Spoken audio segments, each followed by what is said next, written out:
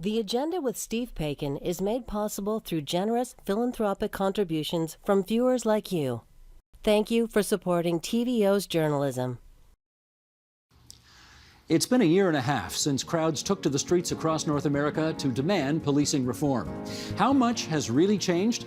Well, tonight we're asking, why does moving the yardsticks on that seem so tough?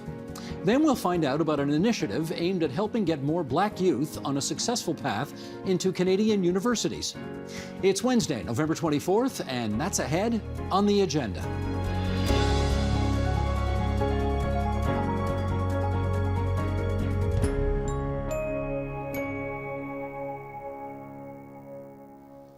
Ever since George Floyd was killed by police officers in Minneapolis back in May of 2020, there's been a massive uptick of interest in how the police do their jobs.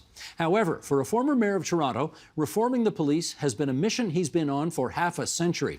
His latest contribution to that conversation is called Crisis in Canada's Policing: Why Change is So Hard and How We Can Get Real Reform in Our Police Forces. And the book's author, John Sewell, joins us now from the Witchwood neighborhood of the provincial capital. Mr. Sewell, it's always good to have you on our airwaves. How are you doing today? Terrific. I'm feeling fine, Steve. Nice Excellent. To be here. Let's start with this, because, and I guess a 30,000-foot view, if we can put it that way. You and the police seem to have a very different view of the role they play in society. They think they are the thin blue line that separates basically everybody from mayhem. Is that your view? No, I don't think that's the case. They're one element in society, but there's lots of other elements that, in fact, are being very protective of Canadian society and making it very safe. I mean, there is this notion that the police are out there fighting crime and so forth, but in fact, the data doesn't support that. The data shows that in Canada, the average police officer arrests 10 people a year. In Toronto, it's 6 people a year. So it's not as though they're dealing a lot with crime. They're dealing with actually a lot of other things. If you go to somewhere like Ottawa, only 1 out of 80 calls for service are considered priority 1. That means they involve some kind of violence. The other 79 don't. It's this, again, the same in Toronto, that 97% of the calls for service don't involve violence. Now, so in your view, I think we have a misunderstanding of what the police do at the end of the day. Well, let me just follow up with this. Are there so few arrests because there's not much crime happening, or is it because police find another way to resolve a situation without having to arrest anyone? No, I think it's because there's not very much crime happening. You know, the data, I mean, if you look at Toronto as an example, the data in Toronto shows that Toronto has one of the lowest rates of crime in all of Canada. I mean, there's just not a lot of it around. I think what's happened is we've got into the police of using them as a default mechanism for all sorts of other things that are happening in society, where we'd be much better off using other forces in society, other community agencies, to actually deal with those kinds of problems. Well, you do raise a number of interesting new ideas in your book, and I do want to, well, let's touch on some of them here. You tell us that the police in London, UK, they police by, quote, consent, not force. They don't carry guns. Should we do that here? Yeah. Yes, we should be doing it here. As I say, 97% of the calls in Toronto, and I think that's true of most other cities, large cities in Canada, don't deal with questions of violence at all. We don't need somebody going out there with a gun and a taser and body armor. It's not giving the right kind of message. I think we should reserve the guns for emergency task force. Simple as that. I think that would be a big gain. It would make the police people would feel much happier with police if they were not armed. I went to a high school, talking at high school last week about the police, and a number of students said, you know, when police are around, we feel more scared and more worried than if they weren't. And I think that's because they've got all these things, and they don't need them for most of the work that they do. For the 3%, though, of cases which could turn ugly and violent, if they did not have weapons, would their safety be in jeopardy?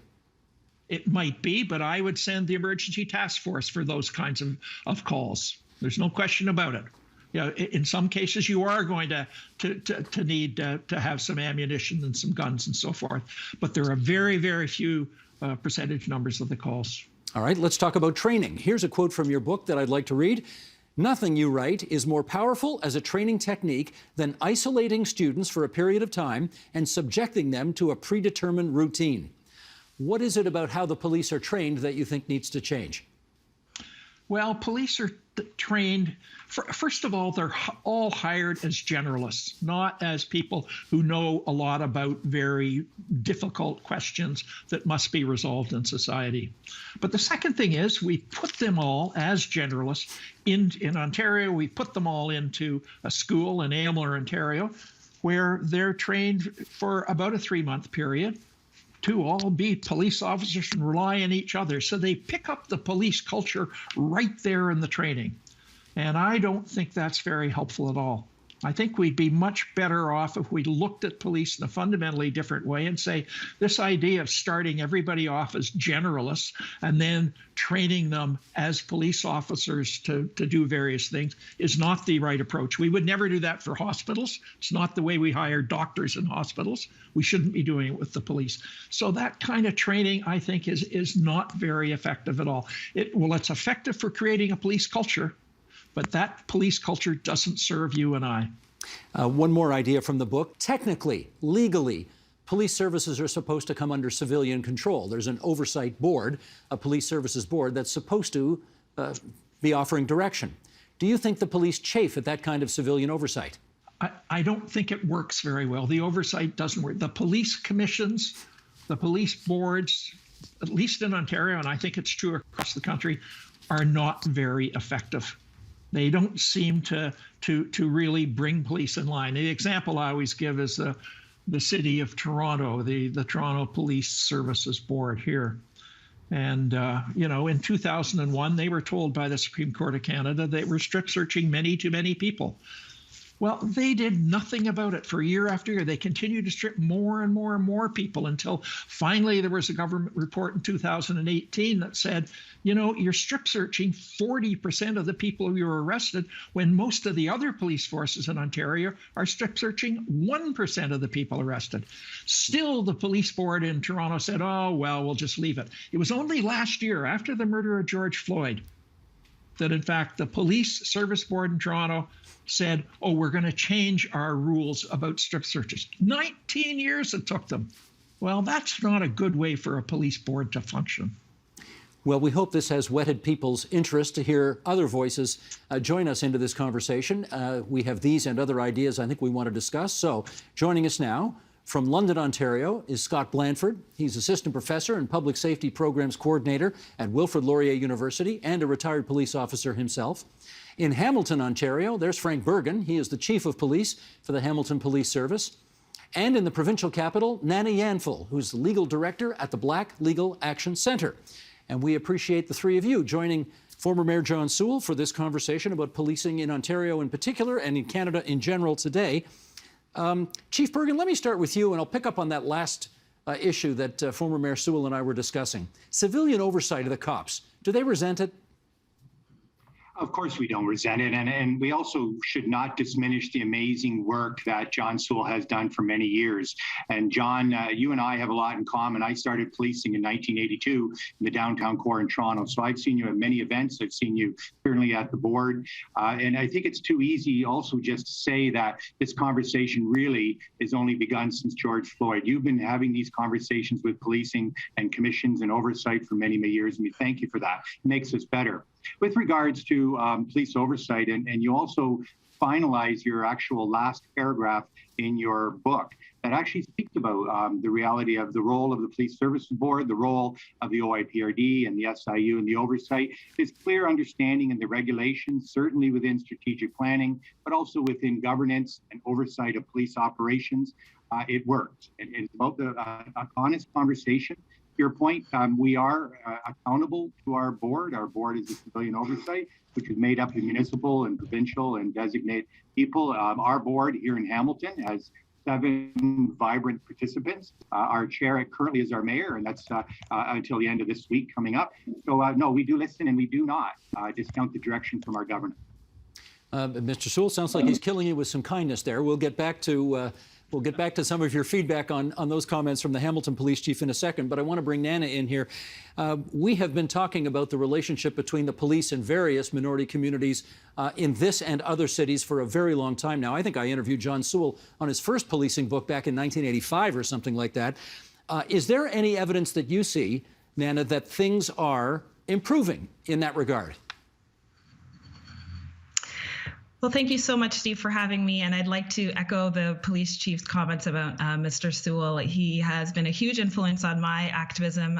As a baby lawyer, I remember joining the Toronto Police Accountability Coalition and just loving that there was an opportunity to engage with like-minded folks. I think in terms of, whether or not it reflects the reality on the ground, at the Black Legal Action Center, we hear every day from our clients, members of our community who have been overly targeted, scrutinized, overcharged, brutalized by violence at the hands of the police. And so we are really concerned that policing often causes more harm to our communities. And I think to answer that question, we need to look at what the statistics tell us. What the stats say is quite important. Police are more likely to stop and search Black people. They're more likely to charge our communities as compared to white folks. They're more likely to arrest us and more likely to use force against, seriously injure, and kill Black people. And these are recent statistics. So in fact, I don't think that it is getting better. I think once we look at the statistics, we look at what's going on in the world and the impact in our communities, it's not getting better. And so something really drastically needs to transform and change. Nana, is that the statistics you're referring to? Are those post-George Floyd statistics? Because we've certainly heard that there's a massive conversation going on right now. A real zeal for reform is in the air and that things are changing. True or false? I think it depends on who you ask. What I'm saying is when we speak to our clients, we're hearing that it continues to happen. Those statistics are from the Ontario Human Rights Commission report from 2018 and 2020. And specifically about the use of force and the violence in our community, those are statistics from 2013 to 2017. So, what is actually happening on the ground may be very different for some communities, but what we're hearing from our folks is that it's continuing to happening. We're still being over-criminalized, over-policed, and overcharged. So that's what we're hearing on the ground. Scott, let me get your take on this. And you approach this obviously as an academic now, but as somebody who had plenty of time in a police service, so you bring that to it as well. What do you think of what John Sewell's saying? Well, it's really it's interesting, some of the comments he made.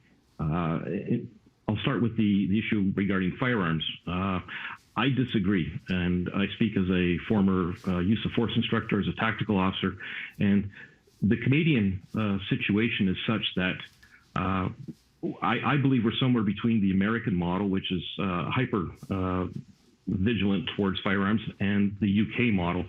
And because of the diversity within our country and the fact that we're spread out over such a large period of time, response time for officers to attend that are armed could create a public safety issue, in my opinion. Just look to the situation that happened in Mayerthorpe, the situation in Nova Scotia and New Brunswick, and those are situations where the police were outmatched by suspects with firearms. And in those types of situations, I think an immediate response is required, and there just simply isn't a time to wait for a response team to arrive upon scene. John Sewell, you want to comment on that? Well, I think in a large city, I'm not sure that that's entirely true. Most of the calls that come in to the police, as I say, do not deal with violence. And it's clear on the telephone they don't. So those kinds of calls don't require somebody going out there with a gun and a taser and body armor. The calls that do, well, okay, I understand that. And I think that there's probably enough officers around in the emergency task force to actually deal with those relatively quickly. So I think that, in fact, trying some experiments with unarmed police officers would be a really, really good job. It would also save a lot of problems. I mean, we know the problems we've had about police responding to calls with people in mental crisis, where too often a gun gets pulled out and somebody gets shot. And that shouldn't be happening. The number of people who are killed in Canada by police officers every year is 2 or 3 dozen. Well, that shouldn't be happening. That shouldn't be happening. It's happening because officers have got guns. Chief Bergen, we really have to rethink that. Right. Let me ask Chief Bergen if he'd be up for having the city of Hamilton and his police service be a pilot project, as Mr. Sewell has described it, to try policing without weapons. No, I think that's too advanced for us to actually commit to. What we do have to do is what Mr. Sewell had indicated. There are many calls that we are actually attending that we should not be the first responders. We have benefited from our relationships, both within mental health portfolios, mobile crisis rapid response, social navigator programs, COAST programs, where we are partnering with our community and our social services, our triage nurses to do the calls. He is right in the sense that we should not always be bringing a gun to a situation that has the potential is not to be violent and escalate it. To also hear what our friend Nana has said about what some people's perceptions are of our actual appearance at the site. So before we get to a point where we have the comfort of understanding that we have to control the violence, and there is violence within the community, the other thing that I maybe have some challenges with is Mr. Erickson's study, which is almost 50 years ago in the book that speaks about 1 call per day. That's just not the reality in Hamilton. That is not what our deployment model is about. But really what we should be talking about are we going to the calls that are truly police response, or is this a time to have a conversation about, in fact, who should be responding to certain calls? I do want to come back to that later, but I want to circle back right now to training, because John Sewell talked about that as well, sending everybody off to Aylmer, Ontario, isolated, putting them through their paces out there, and then sort of bringing them back to, if I can call it, this society. Okay, Nana, come on in here and say, the book suggests that there's a sort of a warrior psyche, an occupier's mentality that police are trained with. Do you see that? I mean, I think we do. I think there is an us versus them built into police training and the way police operate. And it's not that surprising considering the history and the origin story of policing. I mean, in North America, on Turtle Island, their role was slave patrols. So to control enslaved and Indigenous people, as Mr. Sewell mentions in his book. So I have difficulty with the conversation around training, to be honest, if I'm going to be frank. How much more training do we need? We've waited long enough, and having more training or more Black officers and more gender diverse officers, it doesn't always equal freedom, justice, and safety for us, period. And we've tried. We've given you training. We've given you cameras. We've said, sure, let's try more diversity on the force. But in that time, Black people have continued to die. Baseless charges have been continued to lay. A disproportionate number of Black people are in jail, have lost jobs, educational opportunities. The list goes on and on. So to be honest, I think these things, body cameras, training, all of these things are distractions. And I really like what Toni Morrison says about distraction. It's the very serious function of racism. Distraction is the very, very serious function of racism. And there'll always be one more thing. So I do have quite a bit of concerns about that conversation. Scott, let me get you to weigh in on how police are trained and whether that needs to change. I believe it does. I do agree with some of the comments here. Police training is very traditionally entrenched. It follows almost an apprenticeship model. And what I believe, and I agree with the comment, that police tend to be the catch-all for everything. And as a result, they have to be generalists because they're expected to respond at 3 o'clock in the morning. Where I see some benefit coming was if we looked at tiered policing, where we do have our armed response officers who are dealing with the high-risk calls, who are dealing with sort of the mandated calls under the Police Services Act, and then have a special constable status or a tiered status officer that could be more community-focused and community-minded. Now, I really draw a connection between training and education, and the difference being training is telling them what to do, where education gives them the broader skill sets to understand and critically think why they're doing something. And there's been numerous studies that have shown that education for police officers, not training, but education, is a factor in creating greater understanding of diversity, less propensity to use violence, and greater ability to critically think in community situations. So I think education is an important part of that, and that goes beyond training. So in that respect, I do completely agree. There needs to be some changes to that model. And one of my suggestions is that we need to have established a college of policing as an oversight body that can help set standards, set training and education requirements for officers, as well as dealing with the complaint process and the investigation of malfeasance by officers.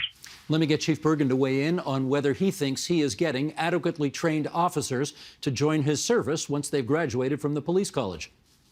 I absolutely do think we are, and I agree that was what Scott's saying and what everybody is saying, and it's your base entry-level understanding of statute, of understanding your roles and responsibility, the core function of policing. But my goodness, we have to agree that we learn every day. When we have a bad decision, a decision that reinforces what would be depicted as racial profiling, we have to understand articulable cause. We have to understand Charters 8, 9, and 10. If we didn't have these conversations, understand our ability to adapt problems, we wouldn't be talking about de-escalation. We wouldn't be able to understand, in fact, the use of force model. This is a continuum. These are not things that we can actually rest on our laurels to say that we've reached a destination. What really happened after George Floyd is a conversation shifted from the legitimacy of policing in the community. And we need to continue to have that. Here in Hamilton, across all of the province, we're committed to equity, diversity, inclusion. We're having the conversations with our members about what, in fact, their experiences are, the diversity both within and with our communities. After today's conversation, I'm now going to a community meeting to yet again learn what we can do better. We are open to that, but it's Scott saying every day is education. Every opportunity and every interaction is making sure we can do better. It would be wrong for us to think that we, in fact, not learn from our bad mistakes. If we make mistakes, policing is messy. And the reality is we have to listen to our critics. Yep. John Sewell, come on in. Well, I mean, it's all well and good to talk about training, but in fact, what we haven't talked about is police culture. The police have a very distinct culture, which is very harmful to society. It's racist. They literally, I mean, the data on that is overwhelming. Every city in Canada has been doing carding. And in fact, the carding clearly, as Nana's mentioned, discriminates against Blacks and other people of color. I mean, it's straightforward. And the police boards and police services generally have said, hey, there's nothing wrong with it. We like doing carding. And there's extraordinary sexist discrimination happening in police forces. I mean, the report that they've made on the RCMP by Mr. Justice Bastrash of the Supreme Court of Canada is absolutely shocking about how women have been dealt with by the RCMP. And the Murdered and Missing Women Indigenous report, same thing. I mean, these are really cultural issues that have to be addressed. And there's a really good question as to whether police forces are capable of doing it. I mean, I think the other issue is the extent of the violence that happens from police. And those are big issues, and I'm not sure training's ever going to get over them. I think we've got to do some restructuring where we have some very strong people at the top who are saying we're going to start doing policing in different ways. Chief Bergen, I've got to give you a chance to respond to the question of the culture around policing and whether that's a big part of the problem. Yeah, and you even started off the program. Thank you very much for the opportunity to talk about the thin blue line. And you talked about guardians and warriors. And we've had those conversations and they don't do anything to move the conversation forward. They don't do anything about actually being able to repair any of our culture. Peter Slowly, the chief of Ottawa, best described it as, in fact, it's not a thin blue line. It's actually a blue thread throughout society that allows us to understand what is our role. We are not the lead on many of the files that, unfortunately, we are the default, as Scott said, at 3 o'clock in the morning. We are prepared to understand, and we take the years, not only of what Mr. Sewell has spoke about, but many of the oversights and the commissions and the reviews, to understand that we have an ability, and this is an opportunity, this is a great opportunity for us to continue to talk and to continue to understand how we can do policing better. Okay, let me get Scott in here, because you heard John Sewell a moment ago say that the conduct of the RCMP throughout the time he's been watching this has from time to time been rather egregious. I remember when I was a kid, they were burning down barns for a variety of reasons. And now when you look at what's happening in Western Canada, there are some legitimate questions being asked about how they do what they do. There's a recommendation in John Sewell's book to simply shut the RCMP down and start again. Scott, what's your view on that? That's an interesting question, because what do you do in the meantime while you're in the process of shutting down one organization and starting up another organization? Section 91, Section 92 of the Constitution Act clearly delineate the federal responsibility for policing, with Section 92 referring to the province's responsibility. So that's a federal level decision. And I mean, considering the size of the country and the resources available, that would be a massive undertaking. The problem is that cultural change is either accomplished through periods of time, generational, or it's through a shock factor where it's an immediate change. How you would actually implement that, I don't really know. John Sewell, you want to give them some advice? Well, yeah. The recommendation that the RCMP should be disbanded was made by a Royal Commission in 2007. Mr. Justice Bastarash, in his report last year, said that the RCMP is not capable of changing its own culture, and maybe it should be disbanded. So this is not my recommendation. These are recommendations by 2 Royal Commissions. Now, I agree that you can't just disband a police force and not have anything. But, you know, and maybe some of the British Columbia cities are now talking about it. They don't want the RCMP. They'd rather have a municipal police force. So that would be one way of dealing with the situation. Nana, you want to come in? But in fact, the RCMP is a big, big problem. People better look at those reports. All yours, Nana.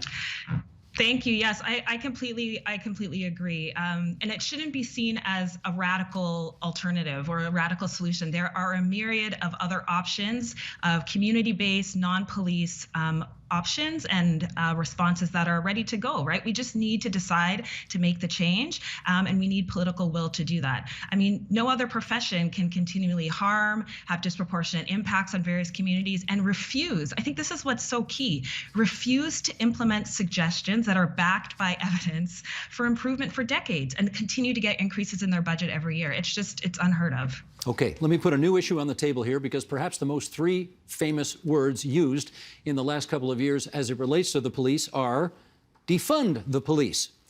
And John Sewell's book has something to say about this. That's a catchphrase that he'd like to see replaced by something called detask the police. And here is an excerpt from his book on that issue. Police could also be relieved of calls regarding the homeless, as has happened in Seattle. In Toronto, the homeless represent 360,000 calls a year, or 10% of all police contacts. These calls rarely involve violence. In Toronto, police issue some 16,000 tickets a year to the homeless for minor offenses. But given that homeless people do not have the means to pay those tickets, 90% are never paid, a criminal offense resulting in jail time. The cost to the police of this almost useless exercise is estimated at $100 million a year in Toronto. Chief, you got to weigh in on this and talk about whether or not you think you guys are doing things that really ought to better be done by others. And I can't help but agree. Everything that John Sewell said with regards to detasking, we are doing so many calls that we are not the lead or should be the lead on it. Homelessness, harm reduction, poverty, mental illness in our communities right now, our actual sudden death overdoses are year-over-year increase of 72%. The reality is encampments and homelessness and the challenge of not having an ability to house the people living rough, we have to have a better way and a better approach. We have relied on what has been the Social Navigator and our COAST program, as well as our MCERT or Mobile Crisis Rapid Response. But these are partnering with our social services, with our emergency triage nurses.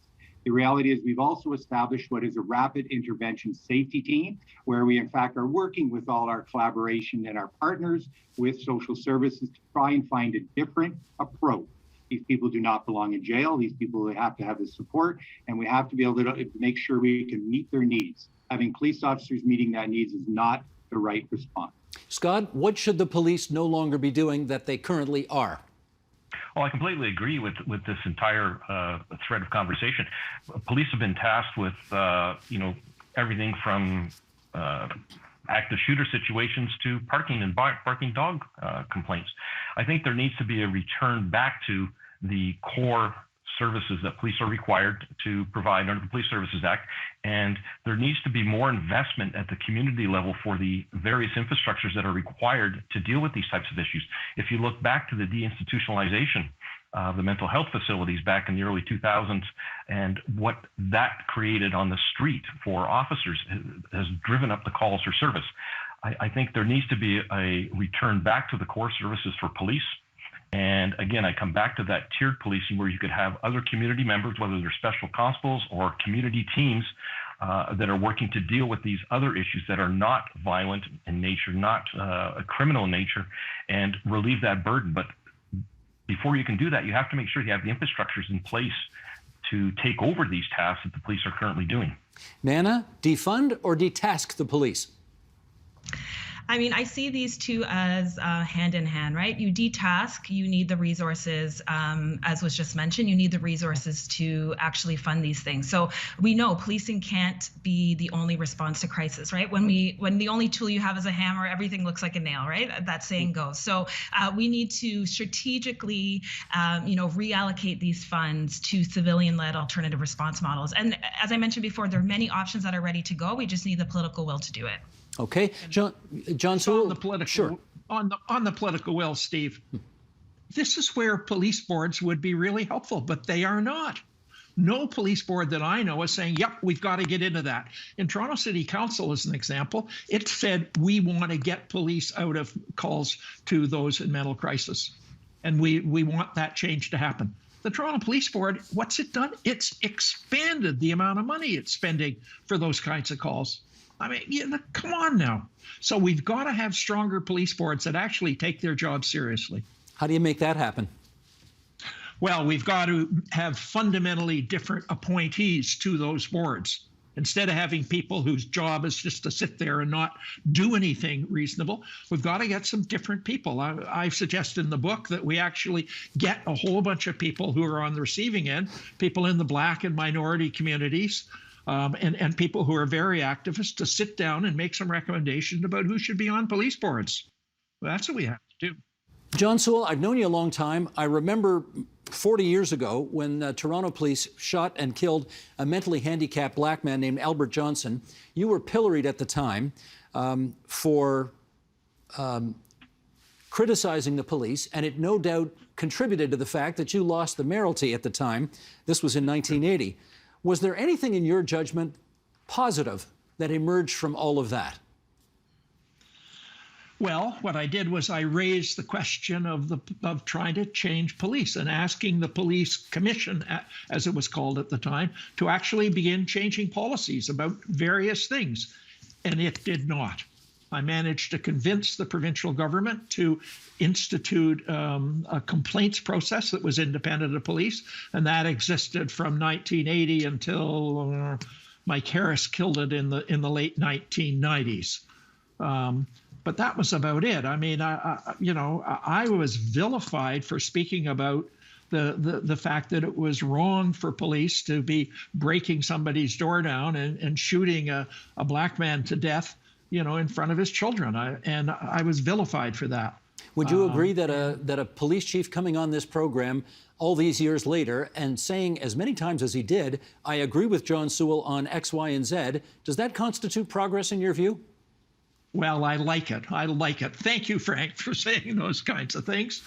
But in fact, one police chief isn't going to change the world. Maybe he can start to change the world, but we've got to have some very strong change all over the place, and it has to happen at the provincial level too. I mean, I know one thing the chief Bergen would agree with is we've got to get rid of this idea that you can only suspend a police officer who's done something wrong if that police officer is fully paid. That's wrong. We need a change in provincial legislation to do that. They do that in Alberta now. In Alberta, police chiefs have the ability to suspend an officer without pay. The policing has not collapsed there, but we need the provincial government to get in and make those kinds of changes. And I know that's something that virtually every police chief in Ontario would agree with. I mean, we're on the same page on that one. I know another thing the Chief of Police of Hamilton would agree with, and that is he doesn't want to be late for his next meeting, which he will be if we continue this conversation. So I thank John Sewell for appearing on the program tonight. His latest book, Crisis in Canada's Policing. Nana Yanfel, Frank Bergen, Scott Blanford, my thanks to the three of you as well for joining us tonight on TVO. Be well, everybody. Thank you. Thank you.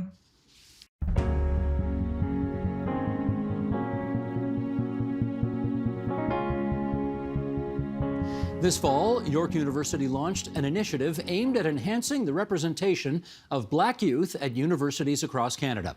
It starts by reaching young Black students in high school before they even apply for post-secondary studies in an effort to address the systemic barriers and inequities they may face.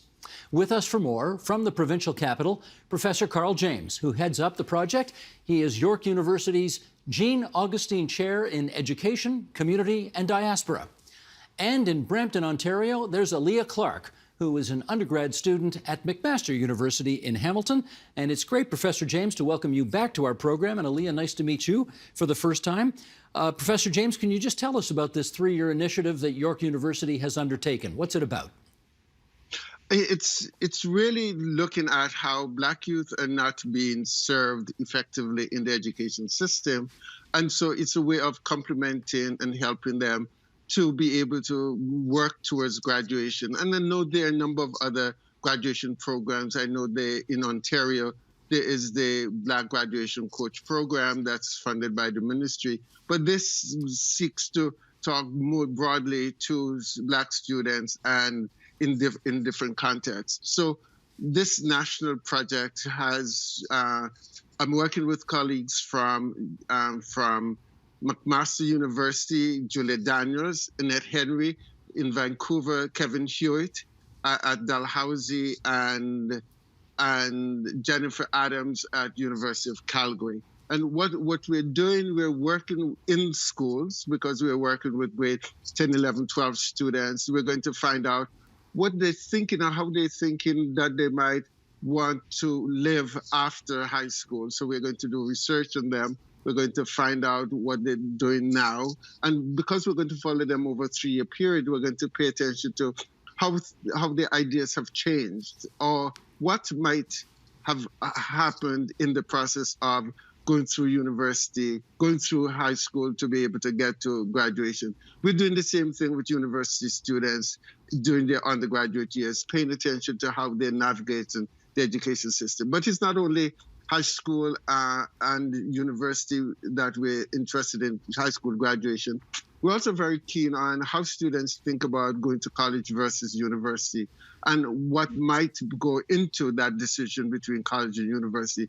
And wherever they choose to go, we want to be able to support them as they go through there. So the funding from Royal Bank will be able to assist us to put programs in place to assist those students and to be able to keep data. And the data will be able to help us to know what we have to adjust, what we have to do differently if we're going to reach the goal that we seek to reach. And so that's basically the program. And the number of schools we're doing in Toronto, and some schools in Ottawa we're doing, and of course Hamilton schools, schools in Halifax, schools in Calgary, and schools in Vancouver. And the money for this program comes from where?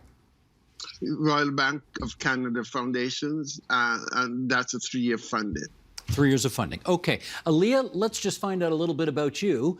First of all, we mentioned you're an undergrad student at Mac. What are you taking? I'm a part of Integrated Business and Humanities. It's a specialized program at McMaster under degree commerce. And how old are you? I'm 17. You're 17. How are you in university at age 17?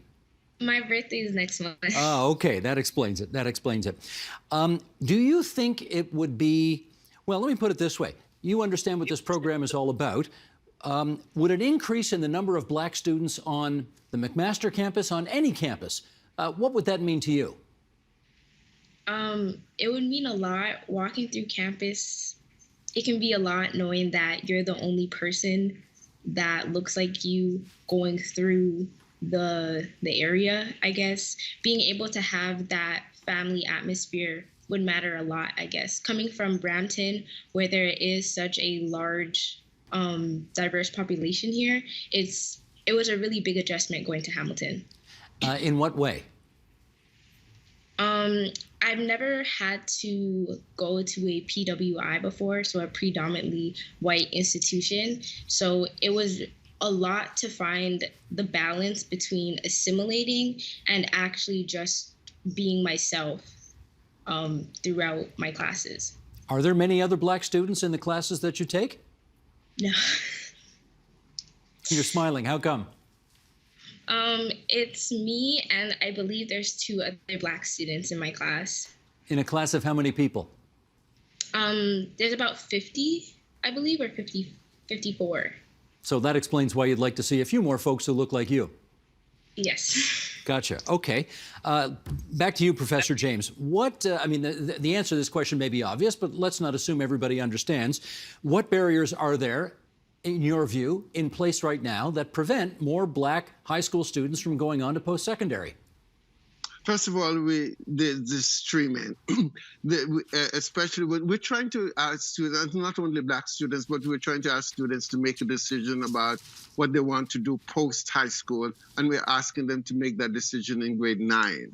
And so streaming is one of those things where we need to start paying attention to, and not because I make a decision that I might want to go to university or go to work immediately after high school that I'm really now set on that path so early. So streaming is one of those things. The assumption that black students might not be good at particular kinds of programs and academic programs also makes the fact that why they're not going to be seen and be encouraged to go to university and or college. The other thing... you know what? Can I jump in there for a second, Professor James? Because I don't want to assume that everybody knows what streaming means or how it works. So take a moment, if you would, and just tell us that. Okay. The idea that students, when they're going into grade 9, the decision is asked. In Ontario, for example, we have locally developed courses, academic courses, and applied courses. And when students are asked, and sometimes parents don't know, sometimes it's the guidance counselor and it's the teachers who tell the students or who say, okay, you can go into academic, or you can go to applied, or you can go into locally developed. Because in academic courses, you're going direct, that prepares you for university typically. And applied, you might end up going to college, or you can go to work.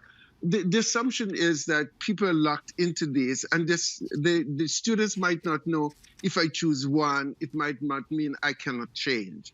So the problem is not only parents should know about this, but students should know about it and know the outcome if you choose one versus the other. So that's how streaming operates. And so that knowledge and lack of that information will operate in the outcomes of students. The other thing that I want to pick on is what Alea talked about just now, going to university and being the only person in the class, or also few of them in the class. You should, and having no one to be able to help you navigate the system is one of those very, I think, sometimes alienating things for some black students, especially when they're coming in not having had the kinds of support system at home or at work or at school before. And so that's one of the things we need to pay attention to, is why we do not see them in university, because some of them drop out after a while because you wonder, is university for me? I'm not able to cope. Or they might transfer from university to college because they might think university is not meeting my needs or helping me go the way I want to go. So those are very important things we need to take into account. Let me follow up with Aaliyah on that. You know, Aaliyah, on previous programs, I've interviewed young students, for example, from Portuguese homes who have told me, you know what, it was just never it was never discussed in my home growing up about ever going to university. I never assumed it would be for me, so I didn't go. So let me find out whether you think that is an issue either in the homes of friends that you have, or a more widely held view in the black communities of Toronto. For me personally, I'm a first-generation Canadian, so my family comes from Jamaica. It was never an option for me to not go to university or to go to post-secondary. It was something that was pushed from when I started school. I just knew that high school was never going to be the end. I would be going to university. I feel like when it comes to Black students, especially at school, we're pushed more to graduate more than going to post-secondary, where it's the assumption for Black students that the end of the journey is once you get that high school diploma, not when you walk across the university stage. Whereas for other schools or for other students of other races, I believe that it's pushed a lot more, or it's expected that university is their next step. In which case, is there any question in your mind but that you will complete your first degree? I have to. You have to. Okay. Are you already thinking about a second degree, a master's degree after this one? I am. You are. Okay. So that's obviously a potential distinction between your example and examples from other homes where maybe the push to go to post-secondary isn't there. Is that fair to say? I would say so, because I feel like I had a very strong family structure to help support me throughout the entire journey. I feel as though going to school as a Black student is already enough. And then to add on the work that you have as a university student, you need to have a good support system to be able to push you to go through all of those things, which I feel like is something that a lot of Black students don't necessarily have. Because even for me, coming from a predominantly Black country, my parents couldn't really understand what it was like for me to go through school facing all of these injustices, I guess. Now, this is something, Professor James, that's not just an issue, as I suggested a moment ago, in the Black communities. We've had Indigenous people on this program. We've had people from the Portuguese community on this program who also have discovered as they grew up that the expectation of going to post-secondary just wasn't there. Do you have any suggestions on how that can be tackled? I think it differs. It's also significant that Alea talked about going to university. It was one of the things that her parents expect her. What we find is, in many cases, especially within the Black community, first generation or second generation's kids are expected to go to university. Their parents might not understand fully what it might mean to really navigate the halls of university, but they want their children to be successful. So if you notice, many first generations, if we just look at the statistics related to African Canadians and Black students, you'll notice first generation students tend to do better. They're more likely to go to university than second and third generation, and they're more likely to be the ones who end up graduating and going on to further education. That whole immigrant factor plays a significant role. I have interviewed young people who will say to me, their parents will tell them, I didn't come here for you to be able to play sports. I came here for you to be able to get the education so that I can say that I left where I came from for not only for myself, but for my children to do well. And so that whole generational factor is very important. And you will see it. You'll see it in many other as well. And let's again, professors, state the obvious here. If you have a university or college education, or if you don't, your prospects for employment and for making a good living are what? If you're having, the data shows that increasingly graduating from university or having a university degree is a very, very important thing because jobs now, that you used to have a high school diploma where you will get the job. No, going to university or going to college beyond high school is one of the factors that's going to influence how well you do in the Canadian society. And Alea, let me just go, I want to circle back to a bit of a discussion about streaming that Professor James introduced a while ago. Now, when you were in grade 9, what high school did you go to? David Suzuki. David Suzuki, which is where? Brampton. Okay. When you were there and in grade 9, did you notice that there were other Black students, either in your class or in other classes, who were being streamed into the more technical as opposed to academic side of education? 100%. A lot of the times in my academic classes, I was usually the only Black person in my class. So especially since I ended up taking like upper level math when I was in grade 10 and 11. So again, like I was still the only Black person in my class, which was a bit awkward. I feel as far as streaming goes, the best analogy I can use is teachers treat Black students as if they're betting on horses, where unless they see the potential of you making it and being extremely successful, they're not going to put that much effort into your education to get you where you need to go. So a lot of Black students end up getting put into applied classes because that's the easiest means of dealing with them and just, again, getting them to graduate, unless they see you as that star student or that star athlete that is going to make it out of like the regular margins of the average person. And I guess, Aaliyah, I should get your reaction to the announcement that was made not that long ago that the government of Ontario intends to end streaming starting next fall. What's your take on that? I believe that that would help a lot. Speaking to a lot of my own Black friends, because of the way academic is preached to students, it creates a kind of fear that they are incapable of doing such a high level of work, when in reality, a lot of my friends are extremely smart and they would have done very well in these classes.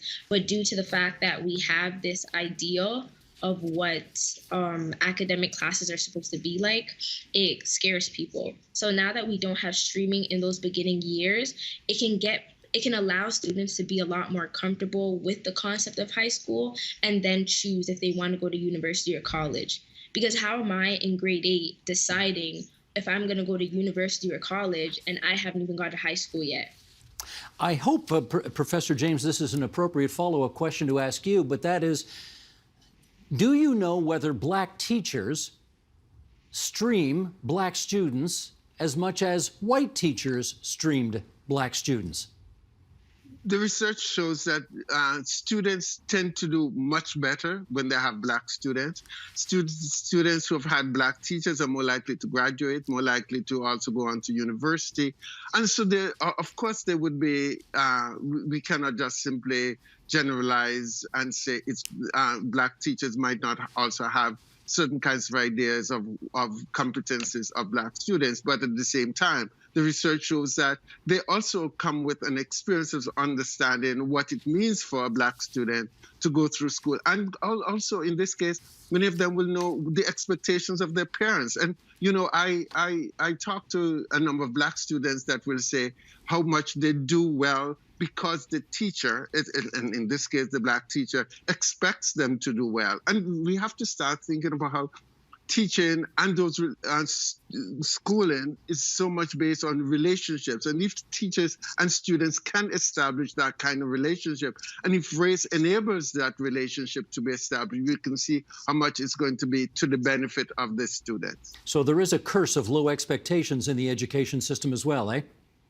Oh, absolutely. And who has those low expectations, and how those low expectations really work out in terms of not enabling and supporting students to attain the aspirations that they and their parents and also family members and other members within the community expect of them. Well, I do have the numbers here. This is a York University study of the Toronto District School Board, and it found that apparently Black students make up 13% of the school board student population, but they represent 26%, in other words, twice as much, of those students who in grades 9 or 10 were streamed into the applied as opposed to academic program of study.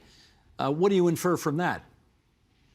It means that not only that this school, that we have to look at university, but we look at school. And it's also, you know, it's one of those very unusual studies where we're able to follow students from the early years all the way through university. I think you know, those data is important for us to constantly come back to and try to see how much we can change the situation for Black students. Well, in our last few minutes here, Aaliyah, I want to find out a little bit more about you. What do you want to be? I don't think I'm sure yet. So you're taking... But I know sorry, commerce. Go ahead. Commerce. You're taking commerce, so you have a sense that you want to do something in the financial realm. Oh, of course. I know that for sure. You know that for sure. Okay. Yeah. I know that I haven't had enough access to the different pathways that I can take. And I'm really appreciative of my degree and my program where I'll be able to make those decisions for myself. So I'm really excited to see like what job options I'll be able to go into. And at any point in your academic career, have you felt as if color held you back somehow? Oh, of course. And how did that manifest itself?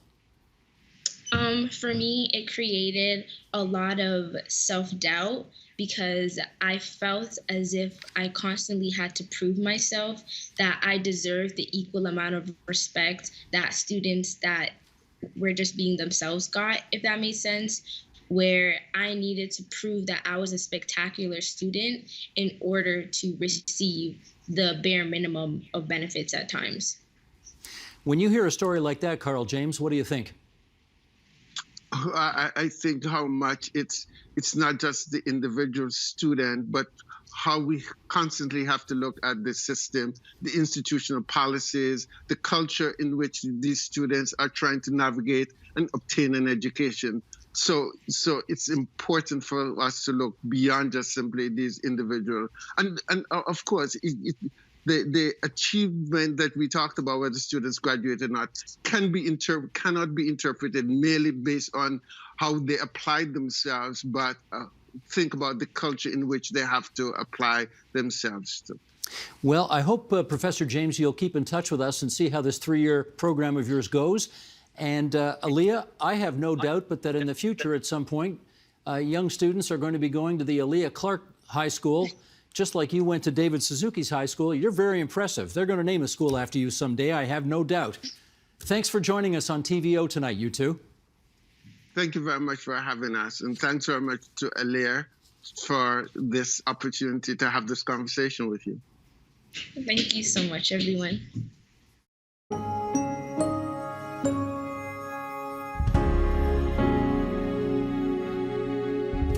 And that is the agenda for Wednesday, November 24th, 2021. This week, the long-awaited pediatric COVID-19 vaccines land in Ontario. Tomorrow, what you need to know about that. Also, a conversation about whether a new era of collaboration between Labour and the provincial government is at hand. I'm Steve Paikin. Thanks for watching TVO, for joining us online at tvo.org, and we'll see you again tomorrow. The Agenda with Steve Paikin is made possible through generous philanthropic contributions from viewers like you. Thank you for supporting TVO's journalism.